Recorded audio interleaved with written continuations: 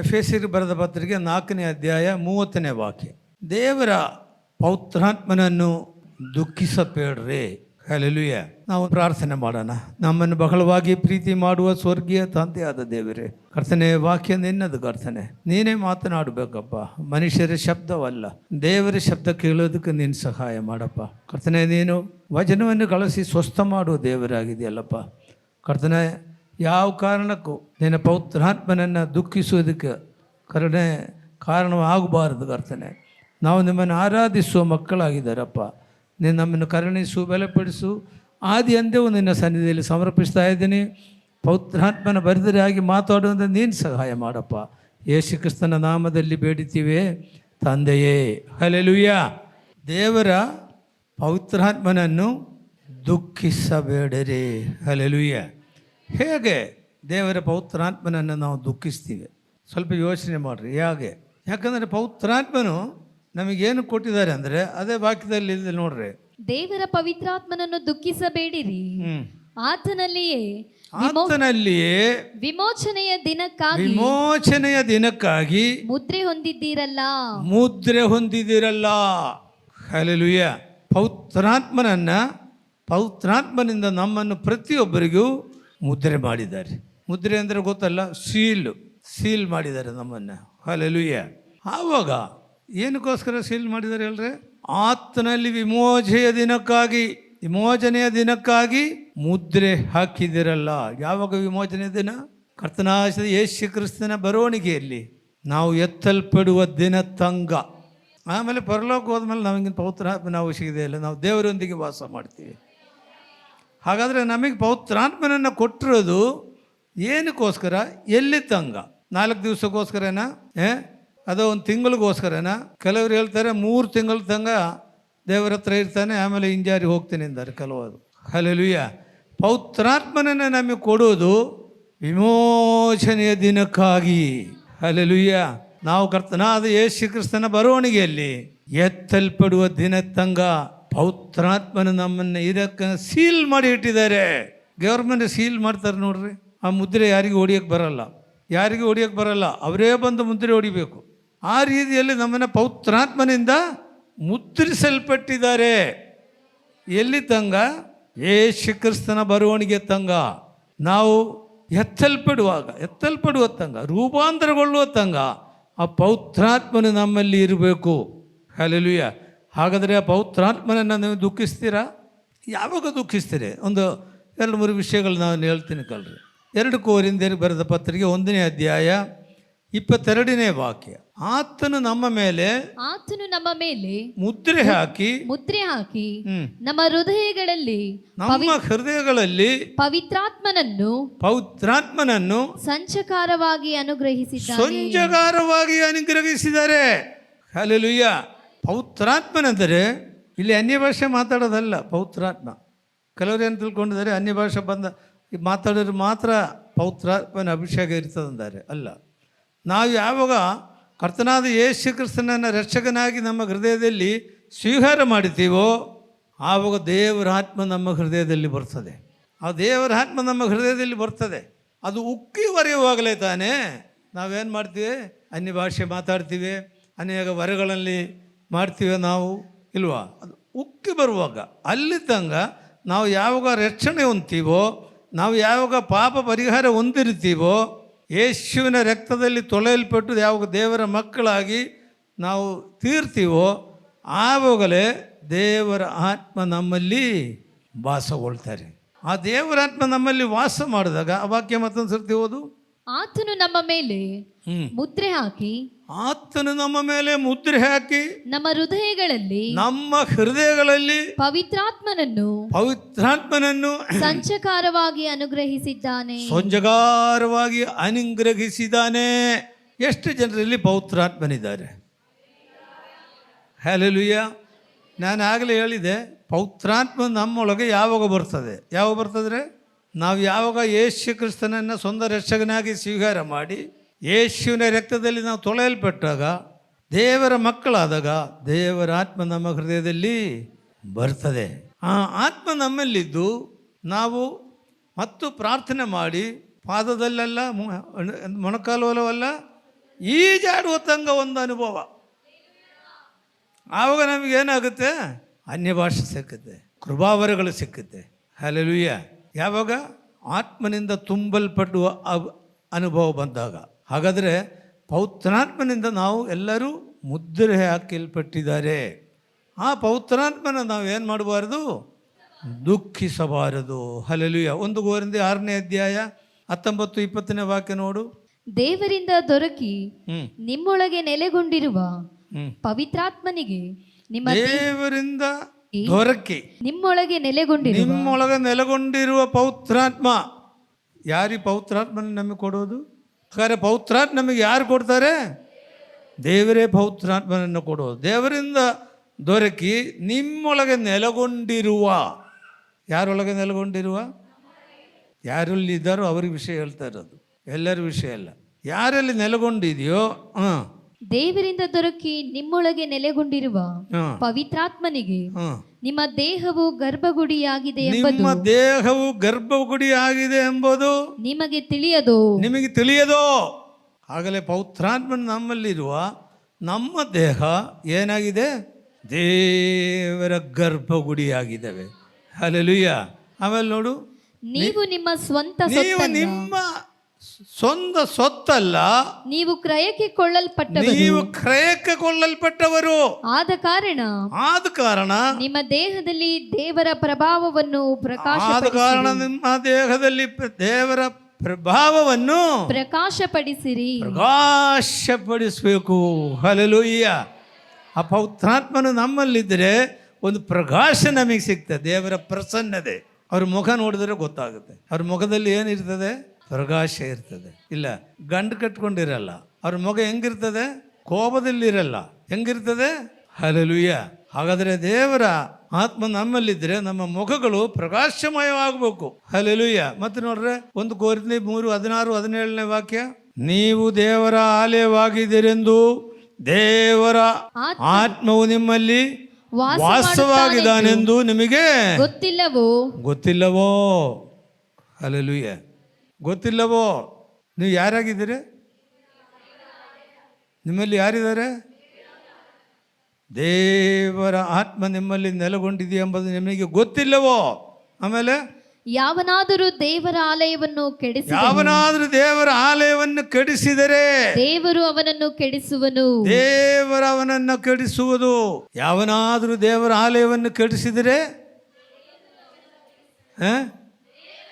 ದೇವರು ಅವನನ್ನು ಕೆಡಿಸಿರೋದು. ಈಗ ಯಾರೇನೋ ಬಂದು ನನ್ನಲ್ಲಿ ದೇವರ ಆಲಯ, ನಾನು ದೇವರ ನಮ್ಮೊಳಗೆ ವಾಸವಿದ್ದೇವೆ, ದೇವರ ಗರ್ಭಗುಡಿಯಾಗಿದ್ದೇವೆ, ಹೊರಗಡೆಯಿಂದ ಬಂದು ನಮ್ಮನ್ನು ಹೊಡೆದು ನಮ್ಮನ್ನು ಕೆಡಿಸೋದು, ಇದೇ ತಾನೇ ಅದರ ಅರ್ಥ? ಅರ್ಥ ಮಾಡ್ಕೋಬೇಕು. ಹೊರಗಡೆ ಬಂದು ನಮ್ಮನ್ನು ಹೊಡೆದು ನಮ್ಮ ಆಲಯ ಕೆಡಿಸ್ತಾರ? ಮತ್ತು ಯಾರು ಕೆಡಿಸ್ತಾರ್ರಿ? ಇದು ಯಾರು ಕೆಡಿಸ್ತಾರೋ ಆವಾಗಲೇ ಪವಿತ್ರಾತ್ಮನು ದುಃಖ ಪಡೋದು. ನಮ್ಮೊಳಗೆ ಯಾರಿದ್ದಾರೆ? ಪವಿತ್ರಾತ್ಮನಿದ್ದಾರೆ. ಹಲ್ಲೆಲೂಯ. ಈ ಲೋಕದಲ್ಲಿ ಅನೇಕ ಜನರ ಒಳಗೆ ಹೊಟ್ಟೆ ಒಳಗಡೆ ಎಂಡ ಇದ್ದಾವೆ, ಇಲ್ವಾ? ನಮ್ಮಲ್ಲಿ ಯಾರ್ದಾನ ಹೊಟ್ಟೆ ಒಳಗಡೆ ಎಂಡ ಇದೆಯಾ? ಎಂಡ ಇದ್ದರೆ ದೇವರು ಬರಲ್ಲ. ನಮ್ಮ ದೇಹದಲ್ಲಿ ಪವಿತ್ರಾತ್ಮನಿದ್ದಾನೆ, ನಮ್ಮ ಆಲಯದಲ್ಲಿ. ಹಲ್ಲೆಲೂಯ. ಆ ಆಲಯವನ್ನು ಹೆಂಗೆ ಕೆಡಿಸ್ತೀರಿ? ಪಾಪ ಮಾಡಿದಾಗ. ಯಾವ್ದಾನ ಪಾಪ ಮಾಡ್ರಿ. ಕೆಲವರು ತಿಳ್ಕೊಂಡಿದ್ದಾರೆ, ನಾನು ಒಂದು ಸುಳ್ಳು ಹೇಳಿದ್ದೀನಿ, ಏನಾಗ್ತದೆ ಬಿಡ್ರಿ, ಒಂದು ಸುಳ್ಳು ಹೇಳಿದ್ರಿ ಏನು? ಕನ್ನಡದಲ್ಲಿ ಗಾದೆ ಇದೆ, 10 ಸುಳ್ಳು ಹೇಳಿ ಒಂದು ಮದುವೆ ಮಾಡಿಬಿಡ್ರಿ ಅಂತ. ಎಷ್ಟು? 100 ಸುಳ್ಳು ಹೇಳಿ ಒಂದು ಮದುವೆ ಮಾಡ್ರಿ ಅಂತಾರೆ. ಆದರೆ ಸುಳ್ಳು ಹೇಳಿಬಿಟ್ರೆ ಪವಿತ್ರಾತ್ಮ ನಮ್ಮಲ್ಲಿ ಒಳಗಡೆ ಇದೆ ಅಂತ ಮರಿಬೇಡ್ರಿ. ಹಲ್ಲೆಲೂಯ. ನಮ್ಮ ದೇಹವನ್ನು ಕೆಡಿಸ್ಬೇಡ್ರಿ. ಯಾಕಂದರೆ ದೇವರ ಆಲಯವು ಪವಿತ್ರವಾಗಿದ್ದು, ಆ ಆಲಯವು ನೀವೇ. ದೇವರ ಆಲಯ ಎಂದದು ಪವಿತ್ರವಾದ ಆಲಯವು. ಯಾವುದಿದು ಪವಿತ್ರವಾದ ಆಲಯ? ಪವಿತ್ರವಾದ ಆಲಯ ಯಾವುದ್ರಿ? ನಾವೇ. ಹಂಗಾದ್ರೆ ಆ ಪವಿತ್ರಾತ್ಮನ ನಮ್ಮಲ್ಲಿ ವಾಸವಾದಾಗ ನಾವು ಏನಾಗ್ತೀವಿ? ಪವಿತ್ರವಾಗ್ತೀವಿ. ನಂಬ್ತೀರಾ ಇದನ್ನ? ನೀವು ಪವಿತ್ರವಾದರೆ ನೀವು ಮಾಡೋ ಕಾರ್ಯಗಳು ಕೂಡ ಪವಿತ್ರ ಆಗಿರ್ಬೇಕು. ಕೆಟ್ಟ ಬುದ್ಧಿ, ಕೆಟ್ಟ ಕೆಲಸಗಳು ಇವೆಲ್ಲ ಬಿಟ್ಬಿಡ್ಬೇಕು. ಇಲ್ವಾ? ಯೌವನಸ್ಥರಂದು ಭಾಳ ಎಚ್ಚರಿಕೆ ಆಗಿರ್ಬೇಕು. ತಿಮೋತಿ ಬರೆದ ಪತ್ರಿಕೆಯಲ್ಲಿ ನೀವು ನೋಡ್ರಿ ಯೌವನಸ್ಥರು ಹೆಂಗಿರ್ಬೇಕು ಅಂತ. ನಮ್ಮ ಯೌವನವನ್ನು ನಾವು ಕಾಪಾಡಬೇಕು. ಸೈತಾನ್ ಬಂದು ಅವ್ರನ್ನ ಹಾಳು ಮಾಡೋದಕ್ಕೋಸ್ಕರ ಪ್ರಯತ್ನ ಮಾಡ್ತಾರೆ. ನಮ್ಮ ಏನಾಗಿದೆ ಇದು ಆಲಯ ಎಂದದು ಪವಿತ್ರವಾದ ಆಲಯ ಕೆಡಿಸ್ಬೇಡ್ರಿ. ಯಾವಾಗ ಕೆಡಿಸ್ತೀವಿ? ದೇವರಿಗೆ ಅವಿಧೇಯವಾಗಿ ಜೀವಿಸಿದಾಗ, ದೇವರ ವಾಕ್ಯಕ್ಕೆ ಅವಿಧೇಯವಾಗಿ ನಾವು ಜೀವಿಸಿದಾಗ ನಮ್ಮ ಆಲಯವನ್ನು, ದೇವರ ಆಲಯವನ್ನು ನಾವು ಕೆಡಿಸೋರಾಗಿರ್ತೀವಿ. ದೇವರು ಬಿಡ್ತಾರ? ಕೆಡಿಸಿದ್ರೆ ಏನು ಮಾಡ್ತಾರಂದ್ರೆ ಹಲ್ಲೆಲೂಯಾ. ಕೆಡಿಸಿದ್ರೆ ದೇವ್ರು ಸುಮ್ಮನೆ ಬಿಡಲ್ಲ ನೋಡ್ರಿ. ದೇವ್ರು ಏನು ಮಾಡ್ತಾರೆ? ದೇವರು ಯಾರು ಕೆಡಿಸ್ತಾರೆ ಅವ್ರನ್ನ ಕೆಡಿಸ್ತಾರೆ. ಬೇರೆಯವ್ರು ಯಾರು ಕೆಡ್ಸಕ್ಕೆ ಬರಲ್ಲ. ನಮ್ಮ ಶರೀರ ಕೆಡಿಸೋದು ನಾವೇ. ಸೈತಾನ್ ಆಶೆ ಪಾಶೆಗಳು ಇರ್ತದೆ ಇಲ್ಲ? ಯಾಕೋಬನ ಗ್ರಂಥದಲ್ಲಿ ನಾವು ನೋಡ್ತೀವಿ 12ನೇ ವಾಕ್ಯದಲ್ಲಿ ಸೈತಾನ್ ನಮಗೆ ಶೋಧನೆ ಕೊಡ್ತಾರೆ ಇಲ್ಲ? ಕಷ್ಟಗಳನ್ನು ಸಗಿಸುವುದನ್ನಿರುವಂತ ಅಲ್ಲಿ ಬರ್ತಾರೆ. ಕಷ್ಟಗಳಲ್ಲ, ಶೋಧನೆಯನ್ನು, ಪರೀಕ್ಷೆ, ಸೈತಾನ ಶೋಧನೆಯನ್ನು ನಾವು ಜಯಿಸಬೇಕು. ಸೈತಾನ್ ನಮಗೆ ಎಳ್ಕೊಂಡು ಹೋಗಿ ಭಾಳ ಪ್ರಯತ್ನ ಮಾಡ್ತಾರೆ ಇಲ್ಲ? ಕೆಲವರಲ್ಲಿ ಏನು ಮಾಡ್ತೀರಾ? ಹತ್ತಿಕೊಳ್ಳುವ ಪಾಪ ಸೇರ್ಕೊಂಡ್ಬಿಟ್ಟಿದೆ, ಅಂಟ್ಕೊಂಡ್ಬಿಟ್ಟಿದೆ. ಇದು ಫೆವಿಕೋಲಾಗಿ ಹಚ್ತಾರಲ್ಲ, ಈ 2 ಫೆವಿಕೋಲ್ ಇಟ್ಕೊಂಡು ನಮ್ಮ ಬೆಳ್ಳಗೆ ಹಿಂಗೆ ಹಚ್ಚಿದ್ರೆ ಬಿಡೋದಿಲ್ಲ. ಹತ್ತಿಕೊಳ್ಳುವ ಪಾಪ ಅದನ್ನು ಬಿಡಬೇಕು. ಯಾವುದು ನಮ್ಮಲ್ಲಿ ಇರಬಾರದು. ಕೆಡಿಸಿದ ಮೇಲೆ ದೇವರು ನಿಮ್ಮ ಆಲಯವನ್ನು ಕೆಡಿಸ್ತಾರೆ. ಹಲ್ಲೆಲೂಯಾ. ದೇವರ ಮಕ್ಕಳೇ ಭಾಳ ಎಚ್ಚರಿಕೆಯಾಗಿರ್ಬೇಕು. ತಪ್ಪು ಮಾಡಬೇಕಾದ್ರೆ, ತಪ್ಪು ಮಾಡಿದರೆ ಮಾಡಿಬಿಟ್ಟು ಇಲ್ಲಿ ಬಂದು ಸುಮ್ಮನೆ ನಾಟಕ, ನನಗೂ ಅಭಿಷೇಕ ಇದ್ದಾವೆ, ನಮಗೂ ಅದಿದೆ, ನಮಗಿದು ಮಾಡೋದೇನು ಕೆಟ್ಟ ಕೆಲಸ, ಸುಳ್ಳು, ತಾರತಗಡಿ, ವ್ಯಭಿಚಾರ ಮಾಡ್ಕೊಂಬಂದು ಇಲ್ಲಿ ಏನು ಮಾಡ್ತೀರಿ? ನಾವೇ ಸಾಚ, ನಾನು ಅನ್ಯ ಭಾಷೆ ಹೊಂದಿದ್ದೀನಿ, ಅಭಿಷೇಕ ಹೊಂದಿದ್ದೀನಿ, ನಾಟಕ. ದೇವರು ಏನು ಹೇಳಿದ್ದಾರೆ? ನಿಮ್ಮನ್ನು ನಾಶಪಡಿಸ್ತೀವಿ ಅಂತ ಹೇಳಿದ್ದಾರೆ. ಇಲ್ಲಿ ವಾಕ್ಯ ನೋಡ್ರಿ, ದೇವರ ಆಲಯ ಪವಿತ್ರಾಲಯವು ಯಾವನಾದರೂ ದೇವರ ಆಲಯವನ್ನು ಕೆಡಿಸಿದರೆ ದೇವರು ಅವನನ್ನು ಕೆಡಿಸುವನು. ದೇವರು ಅವನನ್ನ ಕೆಡಿಸುವರು. ಬಿಡ್ತಾರಂತ ತಿಳ್ಕೊಂಡಿದ್ದೀರಾ? ದೇವರು ಅವನನ್ನು ಕೆಡಿಸೋದು. ಹಲ್ಲೆಲೂಯಾ. ಭಾಳ ಎಚ್ಚರವಾಗಿರ್ರಿ. ಹಲ್ಲೆಲೂಯಾ. ಮತ್ತು ನೋಡೋಣ ಕೀರ್ತನೆ 51:11ನೇ ವಾಕ್ಯ ಕೂಡ ನೋಡೋಣ. ನಿನ್ನ ಸನ್ನಿಧಿಯಿಂದ ನನ್ನನ್ನು ತಳ್ಳುಬೇಡ. ನಿನ್ನ ಪರಿಶುದ್ಧಾತ್ಮನನ್ನು ನನ್ನಿಂದ ತೆಗೆಯಬೇಡ. ಹಂಗಾದ್ರೆ ನೀನು ಹೊಲಸು ಮಾಡಿದರೆ ಪವಿತ್ರಾತ್ಮನ ದೇವರೇನು ಮಾಡ್ತಾರೆ? ತೆಗೆದು ಬಿಡ್ತಾರೆ. ಗೊತ್ತಾಗಲ್ಲ. ನಾವು ಇದೀವಿ ಅಂತ ತಿಳ್ಕೊಂಬಿಡ್ತೀವಿ ಇಲ್ವಾ? ಈಗ ಒಂದು ಸೆಂಟ್ ಬಾಟ್ಲಿ ಇಲ್ವಾ, ಎಲ್ಲ ಉಪಯೋಗಿಸಿ ಬಿಸಾಕ್ಬಿಡ್ತೀವಿ. ಆ ಬಾಟ್ಲು ಮುಚ್ಚಳೆ ತೆಗೆದು ಸ್ವಲ್ಪ ಮೂಸಿ ನೋಡ್ರಿ, ಏನಿರ್ತದೆ? ಸೆಂಟ್ ವಾಸನೆ ಬರ್ತವೆ. ಸೆಂಟ್ ಆಯ್ತಾ? ಈ ಅನುಭವ ನೋಡ್ರಿ, ಅದು ವಾಸನೆ ಅಷ್ಟೇ ಇರೋದು. ಆಯ್ತು ನಾವು ಹೇಳ್ಕೋಬೇಕಷ್ಟೇ. ಇಲ್ಲ, ವಾಸನೆ ಎಲ್ಲ ಖಾಲಿ ಆಗ್ಬಿಟ್ಟಿದೆ. ಸೆಂಟು ಬಾಟ್ಲಿ ತಗೊಂಡು ಮೂಸಿ ನೋಡಿದ್ರೆ ವಾಸನೆ ಬರ್ತದೆ. ಸ್ವಲ್ಪ ಅರ್ಥ ಮಾಡ್ಕೊಳ್ರಿ ಹೇಳೋದನ್ನು. ನಿನ್ನಲ್ಲಿ ಆಯ್ತು ಅಂದ್ರೆ ನೀವು ಅಂದ್ಕೊಳ್ತೀರಷ್ಟೇ, ಆದರೆ ಬೇರೆ ವಾಸನೆ ಅಷ್ಟೇ. ಇಲ್ಲ, ದೇವರೇನು ಮಾಡಿದ್ದಾರೆ? ತೆಗೆದು ಬಿಟ್ಟಿದ್ದಾರೆ. ಅದಕ್ಕೆ ಕೀರ್ತನೆಗಾರನು ಹೇಳ್ತಾನೆ, ದೇವರೇ ನನ್ನನ್ನು ಪವಿತ್ರಾತ್ಮನನ್ನು ತೆಗಿಬೇಡ. ಏನು ಮಾಡಿದ್ದಾನೆ? ವ್ಯಭಿಚಾರ ಮಾಡಿದ್ದಾನೆ. ವ್ಯಭಿಚಾರ ಉಂಟು, ಗೊತ್ತಿಲ್ಲ ಅವನಿಗೆ, ಆಯ್ತಂತ ತಿಳ್ಕೊಂಬಿಟ್ಟಿದ್ದಾನೆ. 1 ವರ್ಷ ಆದಮೇಲೆ ಪ್ರವಾದಿ ಬಂದು ಹೇಳಿಬಿಟ್ಟ, ನೀನು ಮಾಡಿರೋದು ತಪ್ಪು ಕಣೆ. ಆವಾಗ ಅರಿವಾಗೈತೆ. ಆವಾಗ ಇವನಿಗೆ ಅರಿವಾಗೈತೆ.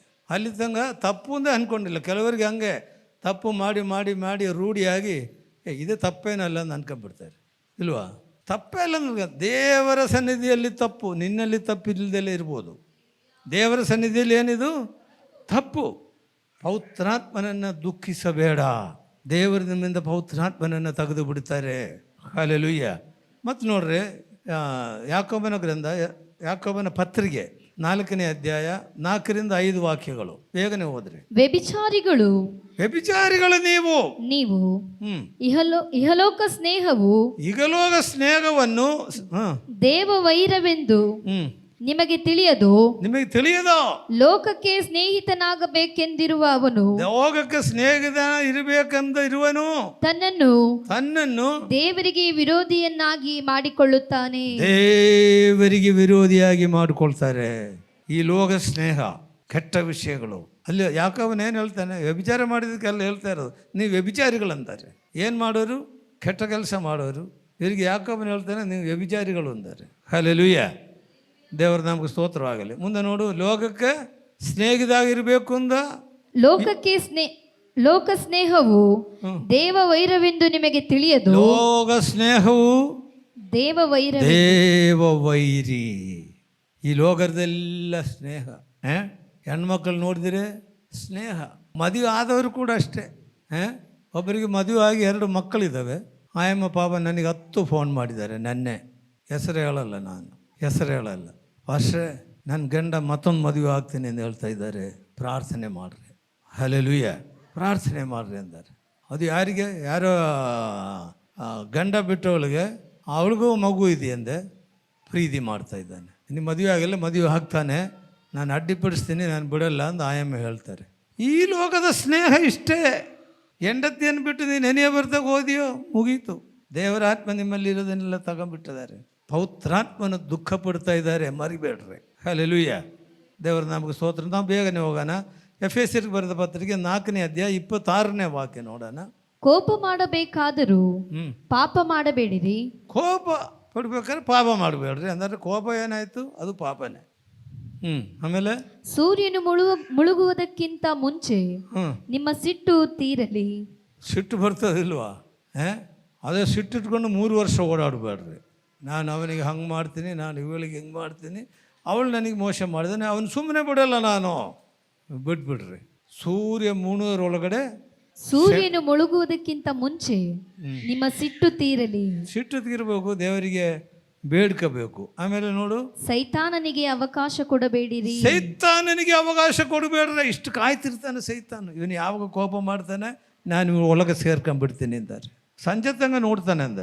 ಅದಕ್ಕೆ ಇಲ್ಲಿ ಯಾಕೋಬನ ಹೇಳೋದು, ಸಂಜೆ ತಂಗ ದೇವರಿಗೆ ಕ್ಷಮೆ ಕೇಳಿ ಬಿಟ್ಬಿಡ್ರಿ ಕೋಪ. ಬಿಡಲಿಲ್ವಾ ಸೈತಾನ, ನೀವು ಸಂಜೆ ತಂಗ ಬಿಡಲಿಲ್ಲ ಅಂದರೆ ನಾನೇನು ಮಾಡ್ತೀನಿ, ಒಳಗೆ ಹೋಗ್ತೀನಿ. ಸೈತಾನಿಗೆ ಅವಕಾಶ ಕೊಡಬೇಡ್ರಿ. ಆಮೇಲೆ ಕಳುವು ಮಾಡುವವನು ಇನ್ನು ಮೇಲೆ ಕಳುವು ಮಾಡದೆ ಕೈಯಿಂದ ಯಾವುದೊಂದು ಒಳ್ಳೆ ಉದ್ಯೋಗವನ್ನು ಮಾಡಿ. ಕಳವು ಮಾಡುವನು, ಕಳ್ಳತನ ಮಾಡುವನು, ಕಳ್ಳತನ ಬಿಟ್ಬಿಡ್ರಿ. ಕೈಯಿಂದ ಯಾವುದೊಂದು ಉದ್ಯೋಗ ಮಾಡ್ರಿ ಅಂತ ಹೇಳ್ತಾ ಇದ್ದಾನೆ. ಆಮೇಲೆ ಆಗ ಕಷ್ಟದಲ್ಲಿರುವವರಿಗೆ ಕೊಡುವುದಕ್ಕೆ ಅವನಿಂದಾಗುವುದು. ನಿಮ್ಮ ಬಾಯೊಳಗಿಂದ ನೋಡ್ರಿ, ಕಷ್ಟದಲ್ಲಿರುವವರಿಗೆ ಕಳ್ಳತನ ಬಿಟ್ರೆ, ಕಷ್ಟದ ನೀನು ದುಡ್ಕೊಂಡು ಕಷ್ಟದಲ್ಲಿರುವವರಿಗೆ ಕೂಡ ಕೊಡಕ್ಕೆ ನಿನ್ನ ಹತ್ರ ದುಡ್ಡು ಬರ್ತವೆ.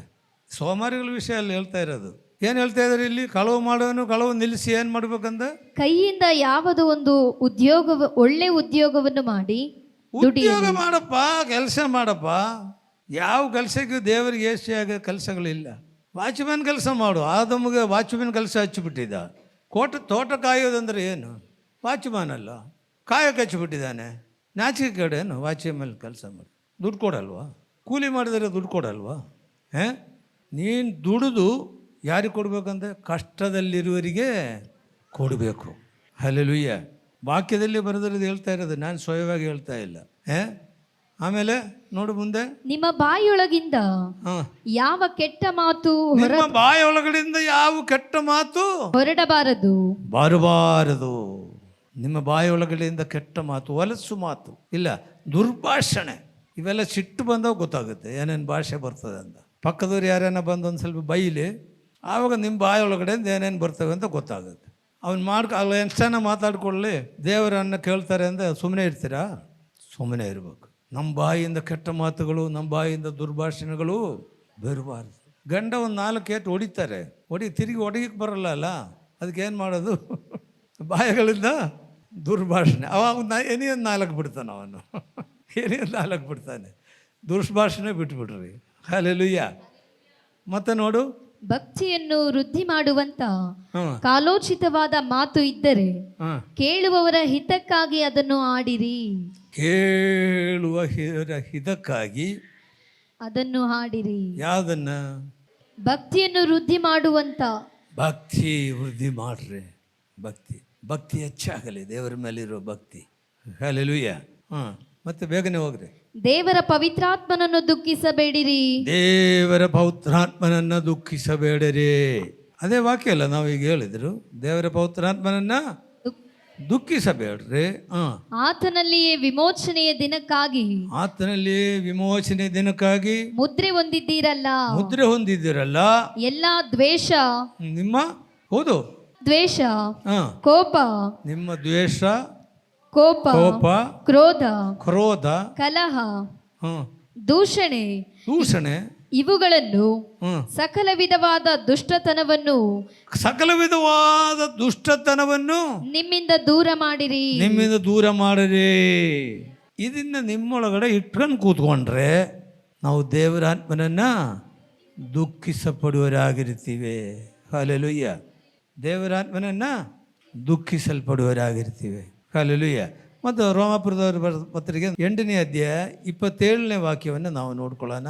ಆದರೆ ಹೃದಯಗಳನ್ನು ಶೋಧಿಸಿ ನೋಡುವಾತನಿಗೆ ಪವಿತ್ರಾತ್ಮನ ಮನೋಭಾವವು ಏನೆಂದು ತಿಳಿದದೆ ಆ ಆತ್ಮನು ದೇವರ ಚಿತ್ತಾನುಸಾರವಾಗಿ ದೇವಜನರಿಗೋಸ್ಕರ ಬೇಡಿಕೊಳ್ಳುವನೆಂದು ಆತನು ಬಲ್ಲನು. ಆತನು ಬಲ್ಲವನು. ಹಲ್ಲೆಲೂಯ್ಯ. ದೇವರಿಗೆ ಯಾರಿಗೋಸ್ಕರ ಬೇಡ್ಕೋಬೇಕಂದ ಮೇಲೆ ಹೋದ್ರೆ ಕರೆಕ್ಟಾಗಿ ನಿಮ್ಗೆ ಗೊತ್ತಾಗುತ್ತೆ. ಆದರೆ ಹೃದಯಗಳನ್ನು ಶೋಧಿಸಿ ನೋಡುವಾತನಲ್ಲಿ ಪವಿತ್ರಾತ್ಮನ ಮನೋಭಾವವು ಏನೆಂದು ತಿಳಿದದೆ ಆ ಆತ್ಮನು ದೇವರ ಚಿತ್ತಾನುಸಾರವಾಗಿ ದೇವನಿಗೆ ಚಿತ್ತಾನುಸಾರವಾಗಿ ದೇವಜನರಿಗೋಸ್ಕರ ಯಾರಿಗೋಸ್ಕರ? ದೇವಜನರಿಗೋಸ್ಕರ ಏನ್ ಮಾಡಬೇಕು? ಬೇಡಿಕೊಳ್ಳಬೇಕು, ಪ್ರಾರ್ಥನೆ ಮಾಡಬೇಕು. ಇಂಟರ್ಸೆಷನ್ ಪ್ರೇಯರ್ ಅಂತಾರೆ, ಮಧ್ಯಸ್ಥ ಪ್ರಾರ್ಥನೆ ಅಂತಾರೆ. ಮಧ್ಯಸ್ಥ ಪ್ರಾರ್ಥನೆ. ದೇವರೇ ನನ್ನ ಮಕ್ಕಳನ್ನು ಆಶೀರ್ವದಿಸು, ನಮ್ಮ ಗಂಡನ ಆಶೀರ್ವದಿಸು, ನನ್ನನ್ನು ಆಶೀರ್ವದಿಸು, ಆಮೇನ್. ಏನು ಹೇಳ್ತಾರೆ ಇಲ್ಲಿ? ದೇವಜನರಿಗೋಸ್ಕರ ಪ್ರಾರ್ಥನೆ ಮಾಡ್ರಿ. ಹಲ್ಲೆಲೂಯ್ಯ. ಇಲ್ಲಿ ಯೋಬನ ಗ್ರಂಥದಲ್ಲಿ ನಾವು ನೋಡಿದ್ದೀವಿ, ಬೇರೆಯವರಿಗೋಸ್ಕರ ಪ್ರಾರ್ಥನೆ ಮಾಡಿದರೆ ಏನಾಗುತ್ತೆ ಅಂತ. ಯೋಬನು ತನ್ನ ಸ್ನೇಹಿತರಿಗೋಸ್ಕರ ಪ್ರಾರ್ಥಿಸಿದ ಬಳಿಕ ಯೆಹೋವನು ಅವನ ದುಸ್ಥಿತಿಯನ್ನು ಹೋಗಲಾಡಿಸಿ ಅವನ ಸೊತ್ತನ್ನು ಮೊದಲಿಗಿಂತ ಎರಡರಷ್ಟಾಗಿ ಮಾಡಿದರು. ಯೋಬನಿಗೆ ಏನಾಗೈತು ಗೊತ್ತಾ? ಮೈಯೆಲ್ಲ ಹುಣ್ಣು, ಕೂತ್ಕೊಂಡಿರೋದಲ್ಲಿ ಬೂದಿಯಲ್ಲಿ ಬಟ್ಟೆ ಹಾಕಂಗಿಲ್ಲ, ಮೈಯೆಲ್ಲ ಹುಣ್ಣು ಕರ್ಕೊಳ್ತಾ ಇರ್ತಾನೆ. 3 ಸ್ನೇಹಿತರು ಬಂದು ಮೊದಲೆಲ್ಲ ಬಾಬಾ ಹಂಗೆ ಹಿಂಗೆ ಅಂತೇಳಿ ಪ್ರಾರ್ಥನೆ ಎಲ್ಲ ಮಾಡಿದ್ರು ಇವರಿಗೋಸ್ಕರ. ಬರ್ತಾ ಇವನ ಮೇಲೇ ಸಿಟ್ಟು ಬಂದ್ಬಿಡ್ತು, ಜೋಬನ ಮೇಲೇ. ನೀನು ಮಾಡಿದ ತಪ್ಪಿಗೆ ಹಿಂಗಾಗೈತೆ ಅಂತೇಳಿ ಅವ್ರೇನು ಮಾಡಿದ್ರು? ಸಿಟ್ಟು ಬಂದ್ಬಿಟ್ರು. ಹಲ್ಲೆಲೂಯ್ಯ. ಆಗ 5ನೇ ವಾಕ್ಯ ನೋಡು. ಹೀಗಲಾದರೂ ನಿನಗೆ ಕಣ್ಣಾರೆ ಕಂಡೆನು, ಮೊದಲಿಂದ ಹೇಳು. ನಿಮ್ಮ ಕಿವಿಯಿಂದ ನಿನ್ನ ವಿಷಯವನ್ನು ಕೇಳಿದ್ದೆನು. ನಿನ್ನ ವಿಷಯವನ್ನು ಕೇಳಿದ್ರು. ಯಾರು ಹೇಳ್ತಾ ಇದ್ದಾರೆ? ಜೋಬ ಹೇಳ್ತಾ ಇದ್ದಾನೆ. ಯಾರ ವಿಷಯ? ದೇವರ ವಿಷಯ. ಕಿವಿಯಿಂದ ಕೇಳಿದ್ದೀವಿ. ಈಗಲಾದರೂ ನಿನ್ನನ್ನೇ ಕಣ್ಣಾರೆ ಕಂಡೆನು. ಈಗಲಾದರೂ ನಿನ್ನನ್ನು ಕಣ್ಣಾಲೆ ಕಂಡನು. ಹಲ್ಲೆಲೂಯ್ಯ. ಅವನ ಹೆಂಡ್ತಿ ಚೆನ್ನಾಗಿ ಬೈದು ಬಿಟ್ಟ. ಯಾತ್ರಿ ದೇವರೇ, ನಿನ್ನ ಮೈಯೆಲ್ಲ ಹುಣ್ಣಾಗೈತೆ, ಇಷ್ಟು ದಿವಸ ಆಯಿತು, ನಿನಗೇನು ಸೌಖ್ಯ ಆಯಿತಾ? ಆ ದೇವರನ್ನ ದೂಷಿಸಿ ಹೋಗಿ ಸಾಯಿ ಅಂದ್ಬಿಟ್ಟ. ಸಾಯಿದ್ದು ಹೇಳ್ಬಿಟ್ಟ ಹೆಂಡ್ತಿ. ಆದರೆ ಇವನೇನು ಹೇಳಿದ್ರು ಗೊತ್ತಾ? ಹುಚ್ಚಿ, ಸುಖ ಕೊಟ್ಟಾಗ ದೇವರು, ಕಷ್ಟ ಬಂದಾಗ ದೇವರು ಬೇಡ ಅಂತೀಯ ನೀನು?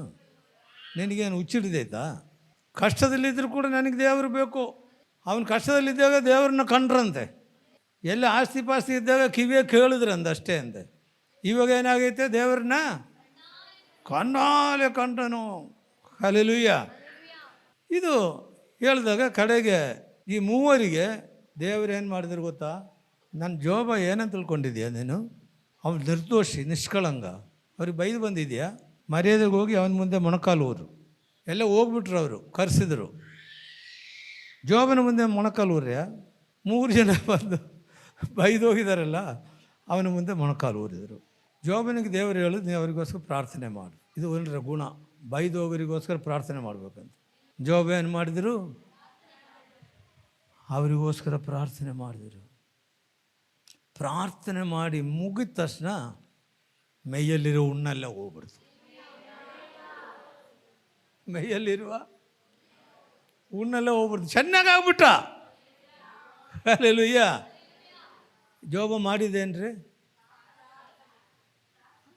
ಅವ್ರ ಹೆಂಡತಿಗೋಸ್ಕರ ಪ್ರಾರ್ಥನೆ ಮಾಡಿದ್ದೀರ? ಅವನು ಬೈದಿರೋರಿಗೋಸ್ಕರ ಪ್ರಾರ್ಥನೆ ಮಾಡಿದ್ದಾನೆ. ಬೇರೆಯವರಿಗೋಸ್ಕರ, ಇದರಿಗೋಸ್ಕರ ನೀ ಪ್ರಾರ್ಥನೆ ಮಾಡಿದರೆ ನಿಮಗೆ ಆಶೀರ್ವಾದ. ಅವರಿಗೆ ಆಶೀರ್ವಾದ ಸಿಕ್ಕಿಲ್ಲ ಅಂದ್ರೆ ಪರವಾಗಿಲ್ಲ, ನಿಮಗೆ ಆಶೀರ್ವಾದ. ಇವತ್ತಿಂದ ಬೇರೆಯವರಿಗೋಸ್ಕರ ಪ್ರಾರ್ಥನೆ ಮಾಡಿರಿ, ಸಭೆಗೋಸ್ಕರ ಪ್ರಾರ್ಥನೆ ಮಾಡಿರಿ, ಸಭೆಗೆ ಬರೋ ವಿಶ್ವಾಸಿಗಳಿಗೋಸ್ಕರ ಪ್ರಾರ್ಥನೆ ಮಾಡಿರಿ, ನಶಿಸುವ ಆತ್ಮಗಳಿಗೋಸ್ಕರ ಪ್ರಾರ್ಥನೆ ಮಾಡಿರಿ. ನೀನು ಚೆನ್ನಾಗಾಗಬೇಕಾ? ಮಾಡಬೇಕು. ನೀನು ಚೆನ್ನಾಗಾಗಬೇಕಾ? ಮಾಡಬೇಕು. ಇವತ್ತಿಂದ ಶುರು ಮಾಡಿರಿ ಪ್ರಾರ್ಥನೆ ಮಾಡೋದು. ಹಲ್ಲೆಲೂಯಾ. ನೀನು ಪ್ರಾರ್ಥನೆ ಮಾಡಿಲ್ಲ, ಪವಿತ್ರಾತ್ಮನನ್ನು ದುಃಖಿಸಪಡ್ತಾರೆ. ಮಧ್ಯಸ್ಥ ಪ್ರಾರ್ಥನೆ ಮಾಡಿದರೆ, ನೀನು ಸ್ವಚ್ಛವಾಗಿ ನಿಮ್ಮಗೋಸ್ಕರ ಪ್ರಾರ್ಥನೆ ಮಾಡಿದರೆ ಪವಿತ್ರಾತ್ಮನನ್ನು ದುಃಖಿಸಪಡುವವರಾಗಿರ್ತೀವಿ. ಅಲ್ಲೇ ಟೈಮ್ ಭಾಳ ಆಗಿರೋದ್ರಿಂದ ನಾನು ನಿಲ್ಲಿಸ್ತೀನಿ. ಇದ್ದಾವೆ. ಹಲ್ಲೆಲೂಯಾ. ಹಾಗಾದರೆ ಪವಿತ್ರಾತ್ಮನನ್ನು ದುಃಖಿಸಲ್ಪಡಬಾರ್ದು ಅಂದರೆ ನಾವು ಏನು ಮಾಡಬೇಕು? ಮರ್ತು ಹೋಗ್ಬಿಟ್ರಿಲ್ಲ, ಪಾಪ ಮಾಡಬಾರ್ದು. ನಮ್ಮ ಶರೀರ ಏನಾಗಿದೆ? ದೇವರ ಗರ್ಭಗುಡಿಯಾಗಿದೆ. ಹಲ್ಲೆಲೂಯಾ. ದೇವರ ಗರ್ಭಗುಡಿ ಇರುವ ನಮ್ಮ ಶರೀರ, ದೇವರ ಆತ್ಮ ಇರುವ ನಮ್ಮ ಶರೀರ.